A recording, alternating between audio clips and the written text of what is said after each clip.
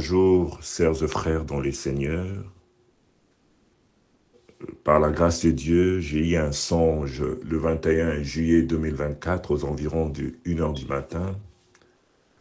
Et dans les songes, je vis le président Donald Trump habillé d'un costume bleu marine et d'une chemise blanche et une cravate rouge. Et au-dessus, il avait mis un manteau noir dont le bouton n'était pas fermé. Je le vis revenir au pouvoir. Il était en train de saluer les personnels administratifs de la Maison-Blanche sur le perron d'un grand bâtiment, apparemment le bâtiment du Congrès, accompagné de journalistes et photographes. Et dans ces songes, nous étions en 2026. Et j'ai posé la question à quelqu'un, a-t-il déjà commencé son allocution comme en 1994 ? Je me suis réveillé de mon songe, de mon sommeil, je vais dire. Je n'ai pas compris les années 1994 et 2026. Quel rapport? Je n'ai pas compris. Je pense que l'homme de Dieu, le frère Junior, pourra comprendre ce que signifient ces années-là.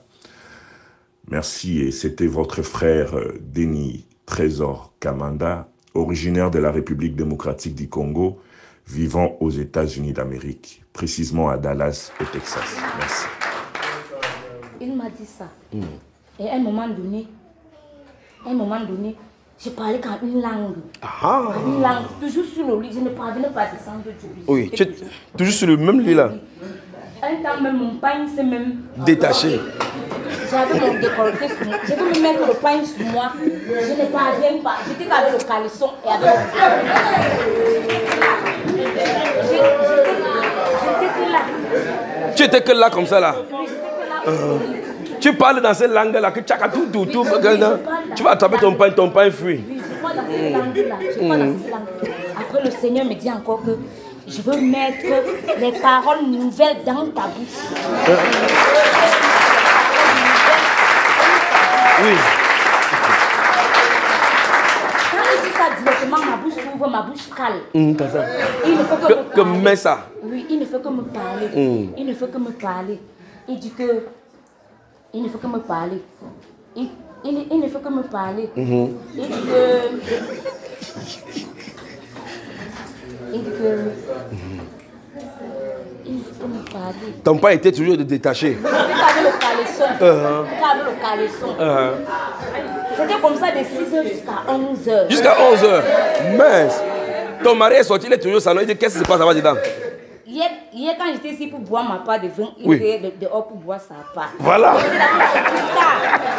Il est rentré tard. Il est parti encore continuer à boire. Le Seigneur donnait ma part sur mon lit. Voilà. Le Seigneur me dit que...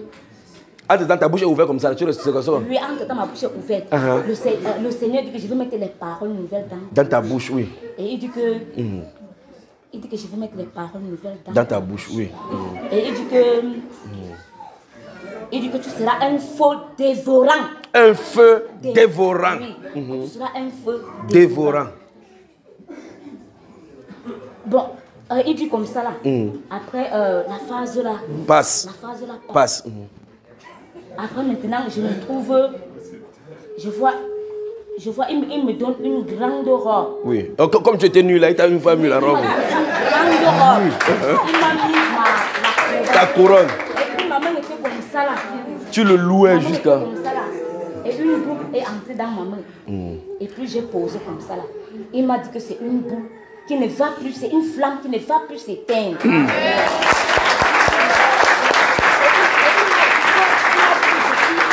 je suis pure. Oui.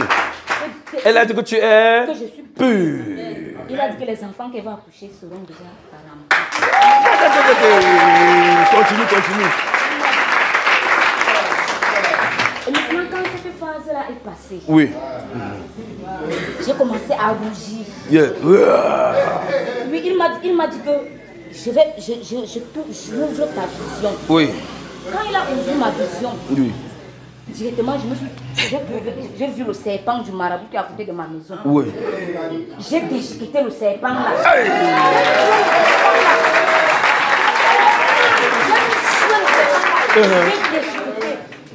Je ne sais pas, j'ai déchiqueté. Et puis je pouvais trouver le marabout en train de me dire pardon. J'ai dit qu'il n'y a pas de négociation. Oui. Il n'y a pas de négociation. Et puis j'ai vu comment le Seigneur lui a tourné le dos. Le Seigneur lui a tourné le dos. Il a supplié. Il a dit que je veux même rendre tes entrailles. Il a dit que tu es qui d'abord pour ne pas rendre mes entrailles. Mes entrailles. Mes entrailles, c'est pour la gloire du Seigneur. Oui. Mes entrailles, c'est pour la gloire du Seigneur.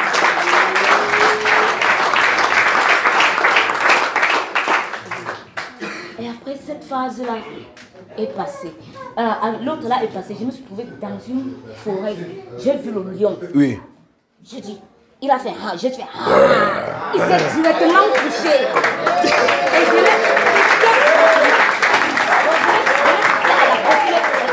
piqué. Et il est encore calé dans la tête. Et je l'ai encore piqué ici là.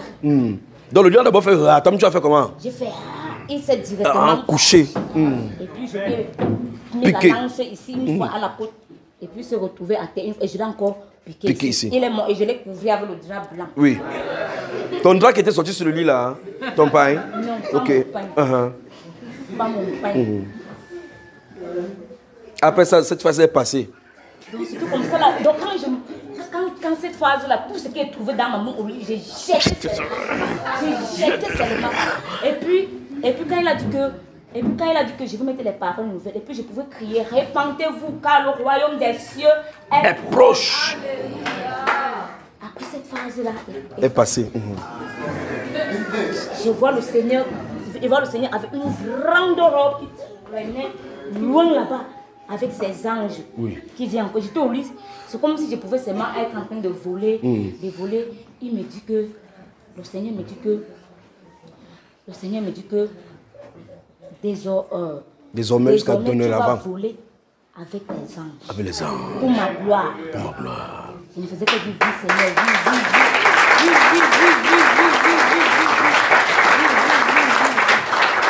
Et c'est comme ça que, après cela, quand il était là avec sa longue robe et les anges du lit, directement, je vois, quand il m'a dit ça, tu as les ailes qui sont sorties comme ça. Qu'il veut voler pour sa gloire, directement. Les ailes sont sorties comme ça là. Sont sorties sur mon dos, sont sorties comme ça là. Et puis j'ai commencé à voler. Tu es un peu venu à Japoma pour voir comment on est ici? Non, je ne suis pas allée à Japoma. J'ai commencé à voler et je me suis retrouvée aux États-Unis. Quand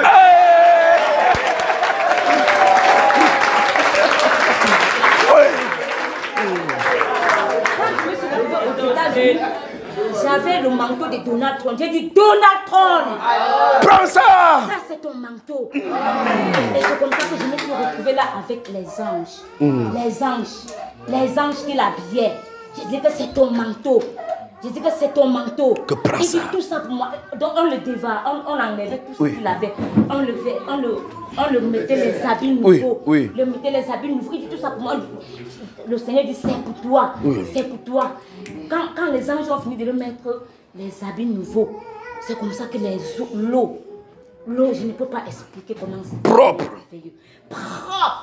Ça descendait sur Donald Trump. Ça coulait. Ça coulait jusqu'à... Ça coulait. Et maintenant, quand cela est fini, j'étais toujours couché là comme ça là. J'étais toujours couché là comme ça là. J'ai dit que c'est pour toi. C'est pour toi. C'est pour toi. C'est pour toi. Quand on a fini de l'habiller maintenant, et puis les anges l'ont transmis. Et le Seigneur disait que cette nation va me craindre. Et cela va me craindre. Et puis maintenant, les anges l'ont porté de là où il était. Les anges le baladaient dans la vie. Comment tu étais derrière, tu volais, tu vois. Avec tes ailes là, non? Oui, les anges le baladaient. Les anges, j'ai aussi vu... j'ai aussi vu Barack Obama, mais Barack Obama, on ne lui a pas donné la robe. Tu l'as botté? Tu l'as botté comme ça? Oui. Je ne l'ai pas botté, bon, on ne lui a rien donné, donc c'était pour... On a porté comme ça là. Et c'est comme ça que c'est fini. Quand c'était aux États-Unis que c'est fini. Maintenant tu es rentré maintenant. Après cette phase là est passée. Maintenant je suis rentrée. Oui. Donc c'est là où quand mon frère Patrick parlait ici hier que quand il était souvent petit, il voulait voler, il fuyait. Maintenant il a... Moi-même quand j'étais petite, je me trouvais souvent en train de voler, mais je ne comprenais pas. Et il y a encore et encore environ un mois et demi, que moi-même me suis trouvée encore en train de voler. J'étais tellement heureuse quand c'était bon à toi. Mais quand je suis revenue...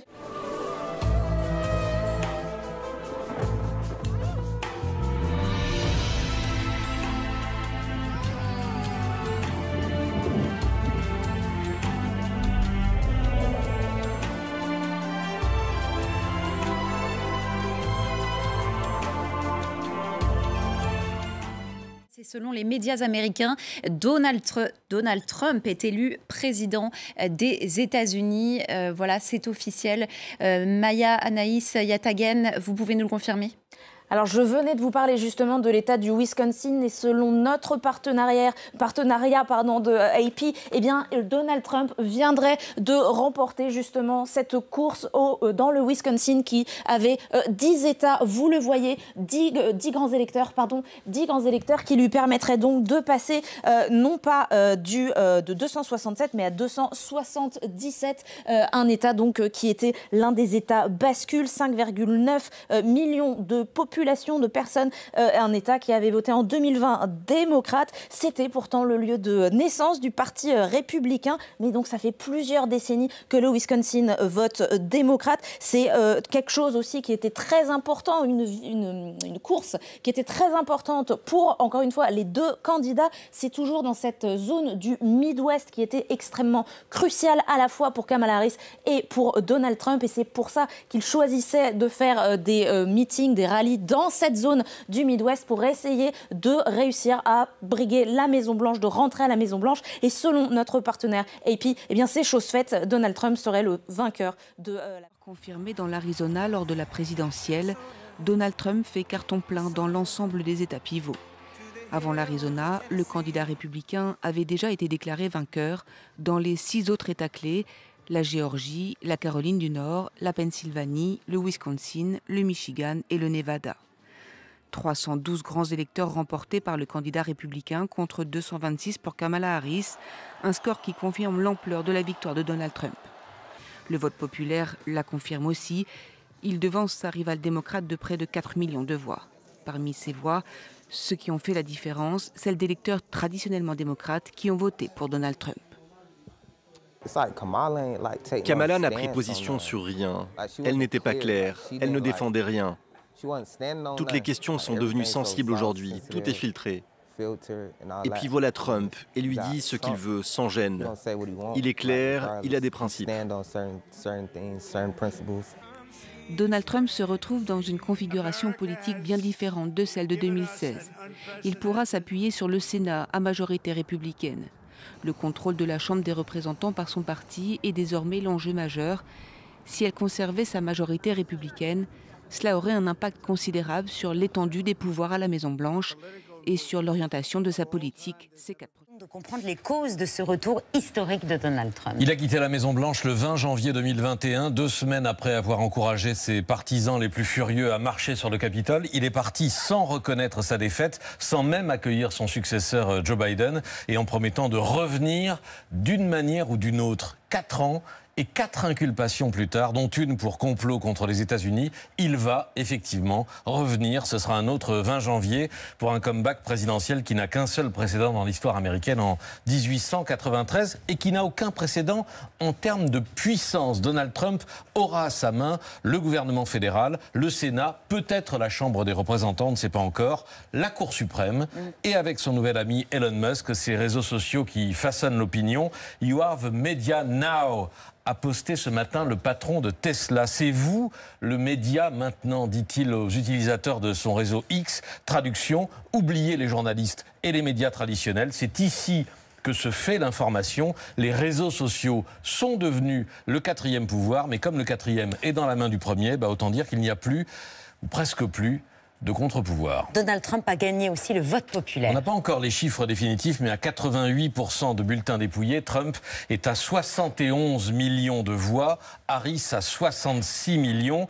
5 millions de voix d'écart, c'est énorme. Trump est le premier républicain depuis 20 ans, depuis George Bush en 2004, à remporter ce vote populaire. Il est plus légitime qu'il ne l'a jamais été, sauf si on considère que sa place était en prison et non pas sur les estrades. Le trumpisme n'était pas un accident de l'histoire. Mais encore plus considérable est l'effondrement démocrate, parce qu'en 2020, Joe Biden avait recueilli 81 millions de voix. Kamala Harris en a donc perdu entre 10 et 15 millions. Au passage, signalons que la Trumposphère s'empare de ces chiffres pour relancer la thèse d'une élection volée il y a 4 ans. Vous voyez ce graphique qui a été relayé, je l'ai vu sur X plusieurs millions de fois, qui montre que le vote démocrate est revenu à son étiage habituel et qui suggère qu'il s'est passé quelque chose d'anormal en 2020. La vérité, c'est que la surmobilisation des électeurs de 2020 pour chasser Donald Trump de la Maison-Blanche n'a pas eu lieu, ne s'est pas reproduit cette fois-ci en faveur de Kamala Harris. Elle a été mauvaise candidate ?